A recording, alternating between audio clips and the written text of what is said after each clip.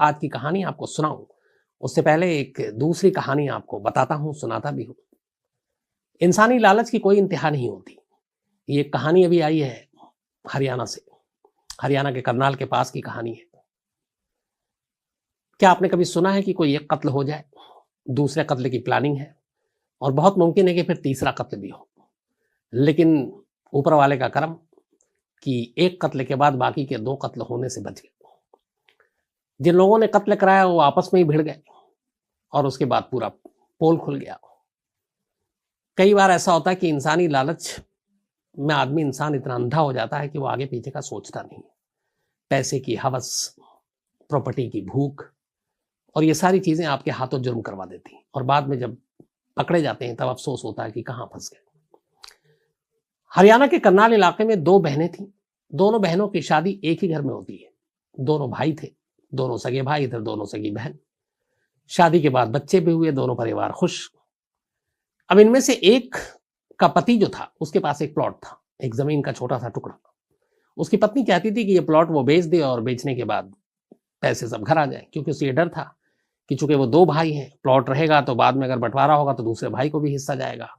अब पत्नी लालच में अंधी, वो पूरी प्रॉपर्टी, पूरा प्लॉट खुद चाहती थी। पति बेचना नहीं चाहता था कि बुरे वक्त में काम आएगा। पत्नी को इस बात पर गुस्सा आया, पति पत्नी में झगड़ा हुआ। इसके बाद पत्नी ने प्लान किया कि अपने पति को ही अगर रास्ते से हटा दूं तो ये पूरा प्लॉट अपने ही पास आ जाएगा। इत्तेफाक से इसी दौरान में पत्नी का एक अफेयर चलता है, उसका एक प्रेमी था। पत्नी अपनी बात अपनी छोटी बहन को ही बताती है, जो उसी के पति का छोटा भाई है, जिसका पति। तो वो कहती है कि देखो, अगर ये पति को रास्ते से हटा दे तो पूरा प्लॉट हमारा हो जाएगा, फिर हम दोनों इसमें से अपना करें, जो भी पैसे रखेंगे।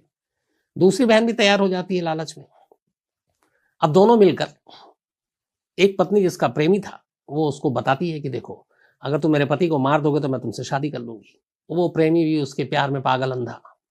उसने कहा कि ठीक है, वो तैयार हो जाता है। इसके बाद प्लानिंग के तहत एक रात वो उसके पति को बुलाता है, अपने दोस्तों के साथ ले जाता है सुनसान जगह पर, शराब पिलाता है और फिर बेल्ट से उसका गला घोंट कर मार देता है। लाश की शिनाख्त ना हो इसलिए फिर कुछ पेट्रोल उसके चेहरे पर डालकर छिड़कता है, आग लगा देता है और लाश को वहीं नहर पर फेंक देता है। बाद में ये लाश किसी तरह से कुछ लोगों के जरिए पुलिस तक पहुंचती है। पुलिस काफी कोशिश करती है, लाश की शिनाख्त होती नहीं है। तो पुलिस उस लाश की जो भी चीजें थी उसको सहेज कर रखती है और एक लावारिस की तरह उस लाश का अंतिम संस्कार कर देती है। वक्त बीत जाता है, इधर उसका पति आता नहीं है।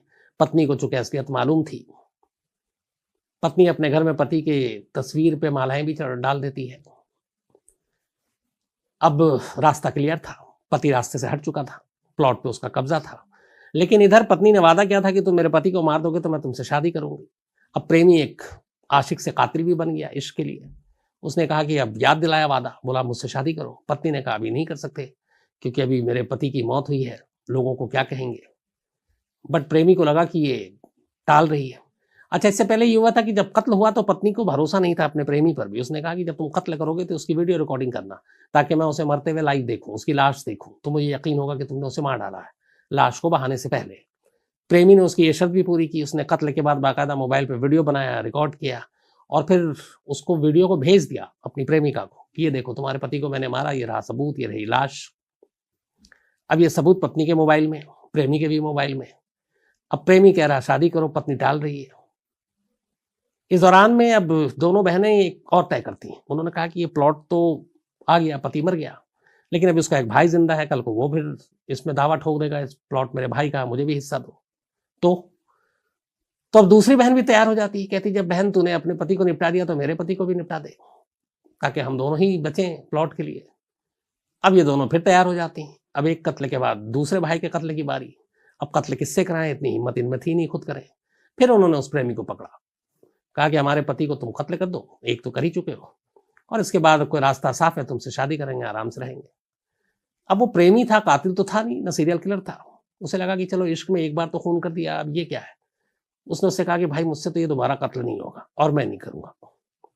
अब दोनों बहनें इस बात से चिढ़ गई, गुस्सा हो गई। फिर उन्हें लगा कि ये राजदार तो है, कल को ये शादी के लिए भी पीछे पड़ रहा है, शादी उनको करनी नहीं थी, वो तो टालना था, अपना काम निकालना था। तो उन्होंने कहा क्या करें। तो उन्होंने कहा कि इससे पहले ये खतरा बने, हम इसको रास्ते से हटा देते हैं। दोनों बहनें पुलिस स्टेशन पहुंच गई और जाके उन्होंने कहा कि मेरा पति गायब था, अब हमें पता चला मेरे पति को किडनैप किया है, और उन्होंने अपने ही प्रेमी का नाम बता दिया और साथ में मोबाइल का वो जो वीडियो उसने भेजा था सबूत के तौर पे कत्ल का, वो वीडियो भी दे दिया पुलिस को कि ये देखिए सबूत मेरे पास, उस शख्स ने मेरे पति का कत्ल किया है। उन्हें लगा फंसा देंगे, वो जेल चला जाएगा, रास्ता क्लियर। अब पुलिस को जैसे ही पता चला, पुलिस ने उसके प्रेमी को उठा लिया। उठाया तो उसने कहा हाँ बिल्कुल सही है, मैंने कत्ल किया है, लेकिन कत्ल मैंने अपनी मर्जी से नहीं किया, कत्ल मैंने इन्हीं दोनों के कहने पर किया है। और इन्होंने वादा किया था कि ये मुझसे शादी करेगी और उनकी ये प्लानिंग थी। अब यहाँ उल्टा पड़ गया। दोनों बहनें ये समझती थी कि वो उनको फंसा देंगी, लेकिन प्रेमी और भी ज्यादा चालाक निकला। उसने अपना जुर्म तो कबूल किया, लेकिन साथ में उन दोनों पे भी डाल दिया कि इनके कहने पे कत्ल किया। अब पुलिस को पूरी कहानी सामने आई, दोनों बहनों को उठाया, पूछताछ की उन्होंने भी। अब वो भी पेशेवर मुजरिम तो थी नहीं, टूट गई। उन्होंने भी कहा हाँ हम एक प्लॉट के लिए हमने ये प्लानिंग की थी। तो इसके बाद अब वो दोनों भी जेल में। तो कुल मिलाकर लालच ने ये किया कि एक साथ अब 3 लोग जेल में हैं, एक शख्स इस दुनिया में नहीं है। लेकिन नसीब अच्छा था, अभी 2 कत्ल और होने थे, हुआ नहीं। एक तो प्रेमी ने दूसरा कत्ल करने से मना कर दिया, और दूसरा वो कर लेता तो हो सकता था तीसरा कत्ल उसी प्रेमी का भी हो जाता। लेकिन ये सारी चीजें हुई नहीं। ये हरियाणा की कहानी थी, मैंने कहा आपसे शेयर करूं, क्योंकि इंसानी लालच के बारे में ऐसी चीजें जानना और समझना जरूरी है, ताकि हम इससे बच सके और ऐसी चीजों से दूर रहें। बड़ा सिंपल सा तरीका है जिंदगी जीने का कि हमारे पास जितना कुछ है हमें उसी में सब्र करना चाहिए। वो एक पुरानी कहावत भी है, जितना आपका चादर है उतना ही पैर फैलाना चाहिए। तो अगर हमारी ख्वाहिशें अपने कंट्रोल में होती हैं, इंसान को कभी ख्वाहिशों का गुलाम नहीं होना चाहिए। हमारी जो ख्वाहिश है वो हमारी हैसियत और औकात के हिसाब से तो ज़रूर हम पूरी करें, और नहीं है तो फिर हमें उस तरफ सोचना और देखना नहीं चाहिए, क्योंकि वहीं से फिर जुर्म का सफ़र शुरू होता है। क्योंकि जब इंसान अपनी ख्वाहिशों से आगे बढ़कर कुछ हासिल करना चाहता है तो फिर वो सही रास्ते से मिलता नहीं और गलत रास्ते पे चल पड़ता है। तो अगर लालच ना हो और हम जितना है उसमें खुश हैं, उतने में संतुष्ट हैं, तो फिर ये सारी चीज़ों से हम बच सकते हैं। तो इसीलिए ख्वाहिशों पे हमेशा अपने कंट्रोल किया करें। वरना इसी के ऊपर एक बहुत खूबसूरत शेर है जो 2 लाइनों में ही सारी चीज़ें बता देती है कि हज़ारों ख्वाहिशें ऐसी कि हर ख्वाहिश पे दम निकले, बहुत निकले मेरे अरमान फिर भी कम निकले। मतलब इस 2 लाइनों का मतलब ये है कि ख्वाहिशें तो बेशुमार हैं, हज़ारों हैं, लेकिन अगर हमारे अंदर लालच है तो ये लगता है कि अरे यार ये तो पूरी हो गई लेकिन अभी भी कम है, ये भी हो जाती। साइकिल है तो नहीं मोटरसाइकिल होती, मोटरसाइकिल है तो नहीं कार होती, कार होती तो नहीं फिर मर्सिडीज़ होती, मर्सिडीज़ है तो फिर BMW होती। तो इस तरह से ख्वाहिशों का अंत होता नहीं है। ये इस कहानी का पूरा निचोड़ है। अब आते हैं आज की कहानी के ऊपर। इस कहानी को आप कैसे लेंगे ये आपके ऊपर छोड़ा, क्योंकि इस कहानी के जो हीरो है उसको आखिर में आप कैसे लेंगे ये भी आप पे छोड़ा। पश्चिम बंगाल के दिजनापुर में एक परिवार में एक लड़का रहता था जिसका नाम है समर घोष। इसके पिता पश्चिम बंगाल के इस्लामपुर में एक सरकारी नौकर है, सरकारी कर्मचारी हैं। तो दिजनापुर के रट्ठरदानी गाछी हाउसा इलाके का ये रहने वाला समर घोष, और गरीब परिवार से, पढ़ाई लिखाई के बाद इसने करीब 10वीं तक इसने पढ़ाई की। फिर वहीं अपने घर के आसपास ये सब्जियां बेचने लगा। सब्जियां बेचकर गुजारा करता, ईमानदारी से काम कर रहा था, घर गृहस्थी सब ठीक चल रही थी और इसकी जिंदगी भी ठीक चल रही थी। लेकिन फिर धीरे धीरे सब्जियां बेचते बेचते इसे लगा कि कब तक इस तरह से बेचकर डेली के चंद रुपए कमाएंगे, कुछ ज़्यादा पैसे कमाने चाहिए। फिर कुछ सोबत बुरी हो गई, कुछ लोगों के सोबत में उठने बैठने लगा। तो सब्जियां बेचने के साथ साथ साइड में अब ये वहां पे इलीगल शराब के काम में जुट गया, शराब का व्यापार करने लगा। इसी दौरान में अचानक बिहार में शराबबंदी के कानून आ गया, शराबबंदी लागू हो गई। गुजरात के बाद बिहार, जहां पे शराब पीना, बेचना, रखना, खरीदना सब मना है, बैन है, सजा है। और उसकी एक तस्वीर दूसरी भी है कि जब इस तरह की चीजें रोकती हैं तो कानून अगर सख्त ना हो और करप्शन का राज हो तो फिर पीने वाले को मिल ही जाता है। तो बिहार में भी यही है, कच्ची शराब और इस तरह की लगातार बनती है। आए दिन हर हफ्ते महीने खबरें आती रहती हैं कि जहरीली शराब पीने से 10 मर गए, 15 मर गए, 30 मर गए। उसकी वजह यह है कि शराब की बिक्री तो कानूनन हो नहीं रही है, लेकिन चोरी छुपे तस्करी से, चाहे वो यूपी हो, चाहे वो पश्चिम बंगाल हो, झारखंड हो, इन रास्तों से, इन बॉर्डर से, नेपाल से शराब की तस्करी होती है और बिहार में पहुंच जाता है और पीने वाले पीते हैं, खरीदने वाले खरीदते हैं। तो बिहार में शराबबंदी ने समर घोष को भी एक रास्ता दिखाया। सब्जी बेचते बेचते उसने देखा कि बहुत सारे लोग बंगाल से बिहार शराब की तस्करी कर रहे हैं और अच्छा खासा मुनाफा है। तो पहले उसने देसी शराब की तस्करी शुरू की, फिर उसने इंग्लिश शराब की तस्करी शुरू की। बिहार में बहुत सारे शराब माफिया थे, उनके साथ उसका संपर्क हुआ और धीरे धीरे अब छोटे पैमाने से करते करते वो बड़े शराब के तस्करी में जुड़ गया। अब उसके ट्रक और उन सब चीज़ों में शराब आने लगी। और कुछ बड़े बड़े पार्टनर हो गए इसके। तो अब समर घोष देखते ही देखते एक सब्जी वाले से एक शराब माफिया बन गया और नौजवान लड़का पैसे कमाने लगा। जब पैसे आए तो पार्टियां भी करने लगा। इसी दौरान एक बार इसे लगा कि कभी जिंदगी में हवाई जहाज में बैठे नहीं है, चलो हवाई जहाज में बैठते हैं। तो एक बार ये हवाई जहाज में बैठा। जब ये हवाई जहाज में बैठा तो इसकी मुलाकात एक एयर होस्टेस से हुई। मुलाकात क्या हुई, उसने उसको देखा और उसको अच्छी लगी। उसने कहा कि काश इस एयर होस्टेस से दोस्ती हो जाए, प्यार हो जाए। अब लेकिन पहली बार चढ़ा था, अभी भी उसके दिमाग में था एक सब्जी वाला, ये एक एयर होस्टेस। खैर वो उतर आया, मंजिल पे पहुंचा, लेकिन एयर होस्टेस उसके जहन से नहीं गई। उसके दिल दिमाग में एयर होस्टेस छाई रही। वो परेशान बेचैन हो गया। उसने कहा उस एयर होस्टेस से मिलना है। फिर उसने अपने तरीके से पता किया, जिस एयरलाइंस में वो ट्रेवल कर रहा था कि किस एयरलाइंस की है, किस रूट पे है। और इसके बाद अब पैसे वैसे तो थे ही, कुछ दोस्ती भी थी, कुछ एयरपोर्ट की, उनसे उसने कांटेक्ट किया। और खासतौर पर उसे ये पता था कि सिल्लीगुड़ी के बागडोगरा एयरपोर्ट से दिल्ली तक की फ्लाइट में जनरली वो एयर होस्टेस ट्रैवल करती है। हर एयर होस्टेस का एक रूट होता है, एयर रूट और ट्रैवल के सारे गाइडलाइंस। हालांकि हमारी एक पहले भी आपको क्राइम तक में भी दिखाया था, तो कुछ एयर होस्टेस की बातें भी बताई थी। हमारी एक पुरानी कलीग यहाँ इंटर्न भी की थी, दामनी, जो इस वक्त इंडिगो में है। एक बार मुंबई में जाने वक्त उससे मुलाकात भी हुई थी। तो दामनी से भी मुझे कई जानकारी इस बारे में मिली, जैसे उसी का होता है कि इन लोगों को पहले से पता नहीं होता है कि एक हफ्ता पहले पता होगा कि नेक्स्ट संडे, मंडे, ट्यूसडे किस रूट पे उड़ना है। इन लोगों का एक रोस्टर बनता है, ड्यूटी चार्ट होता है, और उसी हिसाब से किस रूट पे किस शहर के लिए उड़ान भरनी है वो उनको बताया जाता है। लेकिन यह है कि पहले से थोड़ा पता चल जाता है। तो इसने भी पता किया, तो इसको ये पता चला कि ये सिलीगुड़ी के बागडोगरा एयरपोर्ट से दिल्ली की फ्लाइट में जनरली वो एयर होस्टेस ट्रैवल करती है। अब जब एक दिन इसको पता चला कि नेक्स्ट डे इतने बजे की फ्लाइट है जिसमें ये होगी, अब एयरपोर्ट पहुंचा, लेकिन टिकट थी नहीं, क्योंकि एंड टाइम पे सारे इकोनॉमी टिकट बुक। तो पता चला कि बिजनेस क्लास का टिकट, बिजनेस सीट खाली है, वो महंगा होता है। अब इश्क का भूत ऐसा था कि इसने बिजनेस क्लास का टिकट लिया, बैठ गया, एयर होस्टेस को देखा, मुलाकात हुई, बातचीत नहीं हुई। उसके बाद वो दिल्ली आया, दिल्ली में उतरा, वापस ट्रेन से फिर पहुंच गया अपने घर। इसके बाद इसका रूटीन हो गया। इसने 2019 से 2020 के दौरान सिल्लीगुड़ी के बागडोगरा एयरपोर्ट से नई दिल्ली के एयरपोर्ट तक एक साल में करीब 50 बार बिजनेस क्लास का टिकट लेकर उसी फ्लाइट में ट्रेवल किया, क्योंकि उसे उस एयर होस्टेस की झलक देखनी थी। 50 बार बिजनेस क्लास का टिकट लेकर। और बाकायदा कई बार ऐसा होता कि बिजनेस क्लास का टिकट नहीं है तो वो रिश्वत देता और कहता कि किसी तरह से आप कर दो, इमरजेंसी है।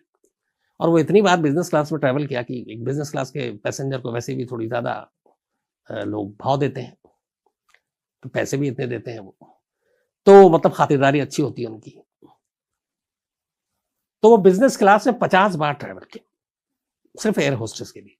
अब 50 बार जब ट्रैवल किया, इत्तेफाक से इसी दौरान में कुछ बातचीत भी हुई, और एयर होस्टेस को जब पता चला कि वो सिर्फ उसके लिए बिजनेस क्लास में ट्रैवल करता है, उसको कोई दिल्ली का कोई काम नहीं है, कोई मतलब नहीं है, ना फ्लाइट से आने जाने का मतलब है, बल्कि सिर्फ उसके इश्क में वो इतना सफर कर रहा है, वो भी इंप्रेस हो गई। फिर उसे पता चला स्टाफ से कि वो बहुत खर्चा भी करता है, टिप भी देता है, तो एयर होस्टेस का भी उस पर दिल आ गया। इसके बाद अब दोनों में दोस्ती हुई, फिर प्यार हुआ। कहानी का क्लाइमेक्स ये है कि फिर दोनों ने शादी कर ली।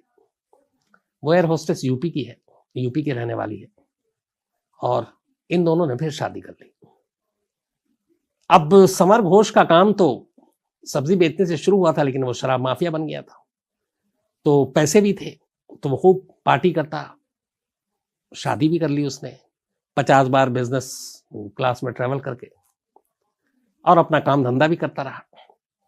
इसी दौरान में बिहार में बहुत सारे शराब माफियाओं की धरपकड़ शुरू हुई, कई ट्रक पकड़े गए, तो बहुत सारे नाम आए। उसमें बिहार पुलिस को पता चला कि एक नाम समर घोष का भी है। अब समर घोष की तलाश शुरू की गई, कई और लोगों को पकड़ा गया, उन्होंने नाम बताया, लेकिन ये हाथ नहीं आता क्योंकि रहता पश्चिम बंगाल में था। इसी 6 जनवरी को पूर्णिया पुलिस को पता चला कि समर घोष, उसका एक शौक था पार्टियां करना, बड़े लोगों के साथ उठना बैठना, और इसी पार्टी ने उसको डुबो दिया। 6 जनवरी को पुलिस को एक मुखबिर से खबर मिली कि समर घोष पूर्णिया में एक पार्टी करने वाला है, और उसमें उसके सारे दोस्त और शराब माफिया होंगे। पुलिस की टीम ने दबिश दी, और दबिश देने के बाद समर घोष को पकड़ लिया। समर घोष को पकड़ने के बाद पता चला कि पूर्णिया, अररिया, सुपौल, समस्तीपुर, दरभंगा, कटिहार, इसके अलावा कई अन्य डिस्ट्रिक्ट्स में बिहार के बाकायदा बॉर्डर से ये शराब की स्मगलिंग किया करता था और वहां शराब बेचता था और उससे ही काफी पैसे कमा रहा था। फिर इसी, अब पुलिस का काम था शराब के बारे में बात करना, शराब तक वो बात करते रहे, पुलिस पूछती रही। फिर ये भी पता चला कि पश्चिम बंगाल के अलावा झारखंड और नॉर्थ ईस्ट के जो स्टेट्स हैं वहां से भी ये शराब की इसी तरह से धंधा और तस्करी करता था। फिर इसकी पूरी कहानी निकाली पुलिस ने, बाकी साथियों का नाम पूछा और इसी पूछताछ में पुलिस ने फिर उसके बारे में पैसे और ये कि तुम एक सब्जी बेचने वाले, तुम्हारे पास इतने पैसे कहाँ से आए और तुम्हारा खर्चा क्या है। तो जब उसने अपनी कहानी बतानी शुरू की तो उसी कहानी के दौरान में इस एयर होस्टेस का जिक्र आया और उसने कहा कि हाँ मैंने पैसे कमाए, लेकिन एक बहुत बड़ी रकम और पैसे तो मैंने सिर्फ इश्क में बर्बाद किया। तो पुलिस ने पूछा वो कैसे, तो उसने बताया कि एक बार यूं ही हवाई जहाज में सफ़र किया, एक एयर होस्टेस पर दिल आ गया, फिर कई बार टिकट नहीं मिली, फ्लाइट फुल थी तो बिजनेस क्लास की सीट खाली होती थी, तो मैंने करीब 50 बार बिजनेस क्लास का टिकट लिया, सिल्लीगुड़ी से दिल्ली गया, उसको देखा, फिर वापस लौट आया, लेकिन फिर ये कोशिश रंग लाई, उसको भी प्यार हो गया, फिर हम दोनों ने शादी कर ली। तो एक शराब माफिया जो पकड़ा गया इस वक्त जेल में है। हालांकि पुलिस ने पूछा भी कि जब तुम जेल से बाहर आओगे तो क्या करोगे, तो उसने कहा ये काम नहीं करूंगा। हो सकता है ये प्यार, ये इश्क, ये शादी अब उसे बदल दे, एक अच्छा इंसान बना दे, क्योंकि इंसान कभी भी बदल सकता है, तो ये उसके साथ भी हो सकता है। लेकिन फिलहाल तो जेल में है। और जब ये कहानी पुलिस वालों ने सुनी तो एक शराब माफिया की मतलब एक दूसरा पार्ट, एक दूसरा पहलू उसके अंदर का उसे देखने को मिला। मुझे लगा ये कहानी लीक से हटकर है, इसलिए आपको जरूर सुनानी चाहिए थी। तो एक सब्जी वाले के हवाई इश्क की कहानी थी। कैसी लगी आप बताइएगा, और इसके बारे में और कोई डिटेल या जानकारी हो तो बताइएगा, मैं भी आपको डिटेल जो होगा लेके दूंगा जरूर। किसी वजह से एयर होस्टेस और यूपी में किस जगह की उसका नाम मैंने नहीं बताया, बताना भी नहीं चाहिए, लेकिन ये थी कुल कहानी। अब कहानी खत्म करें और उसके बाद सिलसिला शुरू करते हैं। मनीष साहू जी का जन्मदिन है। मनीष साहू फोटोग्राफर का कोर्स कर रहे हैं, तो ऑल द बेस्ट। और शिवांशु तिवारी जी ने भेजा है चित्रकूट से, इनके दोस्त हैं। इसके अलावा सुनील पॉल का भी आज जन्मदिन है, बल्कि 17 को था शायद, तो belated happy birthday Sunil Pal ji. Diwakar Gupta ji ने भेजा है।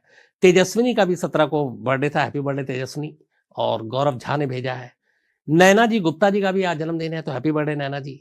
और नरेंद्र श्रीवास्तव जी ने बैंगलोर से भेजा है। किरण गुंजल का भी जन्मदिन है, तो हैप्पी बर्थडे किरण। और सचिन विधाते जी ने भेजा है। इसके अलावा रंजना जी का भी जन्मदिन है, तो हैप्पी बर्थडे रंजना जी। और राहुल मिगलानी जी ने भेजा है करनाल से। शाहीना हैदराबाद से, इनका भी जन्मदिन है, हैप्पी बर्थडे शाहीना। और अशरफ खान ने भेजा है। इसके अलावा नरेश कुमार की बिटिया का भी जन्मदिन है, सोनीपत से। इन्होंने बेटी का नाम नहीं लिखा है, लेकिन हैप्पी बर्थडे नरेश जी आपकी बिटिया को। माही यादव का भी जन्मदिन है, तो हैप्पी बर्थडे माही यादव जी। और पंकज यादव जी की बेटियां हैं ये। राधिका मिर्धा का भी जन्मदिन है, तो happy birthday, sorry Rishika Mirdha, तो हैप्पी बर्थडे ऋषिका। और रंजीत दास जी ने भेजा है। इसके अलावा अतुल और पायल जी की आज एनिवर्सरी है, तो आप दोनों को बहुत बहुत बधाई पूरी क्राइम तक फैमिली की तरफ से। प्रिया उपाध्याय एंड गोकुल रिजल का भी, की बल्कि मैरिज एनिवर्सरी की कल थी, नहीं बल्कि आज ही है, तो आप दोनों को भी बहुत बहुत बधाई, प्रिया उपाध्याय और गोकुल रिजल जी। इसके अलावा आसिफ इकबाल साहब ने लिखा है कि जुबा द बगदाद स्नाइपर की कहानी सुनाए। मैं जरूर सुनाऊंगा, आपसे वादा है, ये अच्छी कहानी है। केसाराम जाट, इन्होंने भी कोई एक कहानी की फरमाइश की है, मैं भूल गया हूं कि किस चीज की है, लेकिन उन्होंने की है, तो मैं जो भी होगा मैं जरूर आपको सुनाऊंगा। बल्कि हाँ, बाड़मेर में एक एनकाउंटर हुआ था, उसकी कहानी सुनना चाहते हैं तो केसाराम जी मैं जरूर सुनाऊंगा जल्दी। अफरोज असलम, और thank you very much Afroz साहब, 3 साल से इन्होंने कहा लगातार कहानियां सुन रहे हैं, आपकी इस मोहब्बत के लिए शुक्रिया। धामू चौधरी जी हैं, ये नाराज थे, मैं कोई रिप्लाई नहीं करता है, शायद इन लोगों ने कहानी की भी फरमाइश की है, तो धर्मू चौधरी साहब माफी चाहता हूँ, और कई बार मिस हो जाता है, तो लेकिन आज आपको मैं रिप्लाई कर रहा हूँ। इसके अलावा घनश्याम रॉय और सुधीर दहिया हैं, ये लोग आफिया सिद्दीकी की कहानी सुनना चाहते हैं, जो पाकिस्तान की लेडी अलकायदा जिसको कहा जाता है, और इस वक्त अमेरिका में 86 साल कैद की सजा काट रही, जिसकी वजह से अभी 2-3 दिन पहले टेक्सास में एक टेररिस्ट जिसने एक यहूदी पूजा घर में घुसकर 4 लोगों को बंधक बनाया, लेकिन बाद में वो एनकाउंटर में मारा गया। तो चलिए मैं आफिया सिद्दीकी की कहानी भी और भी कई लोगों ने कही है, मैं ज़रूर कोशिश करूँगा या तो कल ही सुना दूँ। सागर काकोडकर जी हैं, इन्होंने भी एक स्टोरी की फरमाइश की है। इसके अलावा आनंद नायक हैं, रहमा परवीन है, और रहमा परवीन जी ने लिखा कि अगर आपके 5 मिलियन सारे फैमिली के मेंबर एक साथ अगर मिलने आ जाए तो आपका रिएक्शन क्या होगा। मैंने सोचा ही नहीं, इसलिए मैं क्या रिएक्ट करूं, बिल्कुल स्तब्ध हूं, मतलब हैरान हूं। रवनीत ग्रेवाल जी हैं, और इन्होंने लिखा है कि इनके जो पति हैं रुपेंद्र ग्रेवाल जी, वो कहानी बहुत शौक से सुनते हैं। तो thank you very much Ravneet Grewal ji, आपको भी, और रुपेंद्र ग्रेवाल साहब आपको भी, आपके इस प्यार के लिए। आप लोग हमेशा अच्छे रहें। हर्ष पांडे जी हैं, और ये हर्ष पांडे साहब एक क्राइम रिपोर्टर हैं, और इन्होंने कहा साथ काम करना चाहते हैं। इन्होंने लिखा कि मैं यूपी से हूँ, हिंदी अच्छी लिखता हूँ। तो हर्ष पांडे साहब, जैसी मैं आपसे वादा करता हूँ, कोई गुंजाइश होगी मैं आपको ज़रूर, आपका मेल है मेरे पास, मैं आपसे संपर्क करूँगा, कॉन्टेक्ट करूँगा। शिवचरण घिया जी हैं, शिवचरण घिया जी फ्रांस से हैं, और इन्होंने जो कल की कहानी सुनाई थी, जो टर्मिनल मैन की, 18 साल तक नासिर जो रहा एयरपोर्ट पर, तो उन्होंने कहा कि वो कहानी इन्होंने सुनी, लेकिन 18 साल तक इन्होंने कहा कि जो एयरपोर्ट पे देखभाल की थी, वो वहाँ के क्लीनर स्टाफ जो थे, या फिर ज़्यादातर नॉन फ्रेंच लोग थे, मतलब जो फ्रेंच लोग थे उन्होंने शायद इतनी मदद नहीं की। नॉन फ्रेंच लोग, चाहे वो ट्यूनीशिया के हों, मोरक्को के हैं, या अल्जीरिया के हों, जो उस एयरपोर्ट पे काम करते थे, इवन जो नॉन फ्रेंच एयर होस्टेस थी, दवा से लेके बाकी चीज़ें, तो नॉन फ्रेंच लोगों ने काफ़ी मदद की इस टर्मिनल मैन की। फ्रेंच लोगों ने इतनी वो असर नहीं दिखाया, और बाद में लेकिन इन्हीं नॉन फ्रेंच लोगों की वजह से इतना प्रेशर पड़ा फ्रेंच गवर्नमेंट पे कि फिर वो एयरपोर्ट से 18 साल बाद बाहर निकले। इसके अलावा रश्मि बुरो जी हैं, इन्होंने लिखा है वैसे कि इनका बुरो के बीच में एच साइलेंट है। तो रश्मि बुरो जी हैं, इन्होंने लिखा है कि ये भी पेरिस गई थी दिसंबर 2006 में, और उन्होंने इस कहानी के बारे में सुन रखा था। तो इनकी तमन्ना थी कि जाकर वो मिलें नसेरी से, और क्योंकि वो टर्मिनल पे ही रह रहे हैं 18 साल से, लेकिन इनकी मुलाकात नहीं हो पाई, और शायद दिसंबर 2006 में नसेरी वहाँ से निकल भी चुके थे। तो रश्मि जी को अफसोस है कि उनकी मुलाकात नहीं हो पाई। पर थैंक यू रश्मि जी और शिवचरण घिया जी, आप दोनों ने इस कहानी को शेयर किया और आप दोनों ने बताया इस बारे में।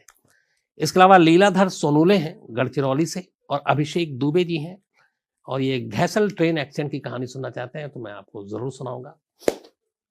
तो आज कहानी में इतना ही, लेकिन आप लोगों से ही कई लोगों के मेल के अगर रिप्लाई नहीं करता या नाम नहीं ले पाता तो नाराज़ मत हुआ करें, क्योंकि मैं भी इंसान हूँ, कई बार कई चीज़ें छूट जाती हैं, कई चीज़ें नज़रों से ओझल रहती हैं, कई बार कई मेल ऊपर नीचे हो जाती हैं, कई बार कई लोग तो बर्थडे के जो विशेज़ हैं वो 20-20 दिन आगे का भेज देते हैं, तो बड़ा मुश्किल होता है फिर उसको वापस ढूँढना, निकालना, करना। और ये भी बताऊँ कि ये सब चीज़ जो करता हूँ मैं, मेरी कोशिश है, शुरुआत में बहुत पहले मैंने किया था कि अपने टीम के कुछ लोगों को कहता हूँ कि तुम मेल वेल नोट कर लो, लेकिन फिर मुझे लगा नहीं, बहुत सारी चीज़ें छूट जाती हैं। तो ये काम मैं खुद करता हूँ। मैं सारे आप लोगों के मेल खुद पढ़ता हूँ, मैं मेल खुद नोट करता हूँ। मैं चाहे जो विशेज़ हों बर्थडे या एनिवर्सरी के, वो भी खुद नोट करता हूँ। लेकिन मेरे साथ दिक्कत ये हो जाती है कि अगर सपोज़ अब किसी ने, अगर मुझे 10 फरवरी उनका बर्थडे है या कुछ है, तो आज अगर डेट मान लीजिए 18 जनवरी है, तो अब इन बीच के 10-20 दिनों में ऐसे और सैकड़ों मेल आ जाते हैं जिसमें वो बहुत ढूँढना मुश्किल हो जाता है। तो एक तो ये कि अगर आप 1-2 दिन पहले करेंगे तो ज़्यादा बेहतर होगा, मुझे याद भी रहेगा और ढूँढने में भी आसानी होगी। और जिन-जिन लोगों को नहीं कर पाता हूँ, तो कोई ना कोई गड़बड़ी या फिर कोई वजह हो जाती है, बहुत सारे काम आ जाते होंगे। लेकिन आप सभी से उतना ही प्यार करता हूँ, बराबर करता हूँ, तो मेल का अगर रिप्लाई ना करें तो नाराज़ ना हो, बहुत सारे जैसे लोग नाराज़ होते हैं। आज ही जैसे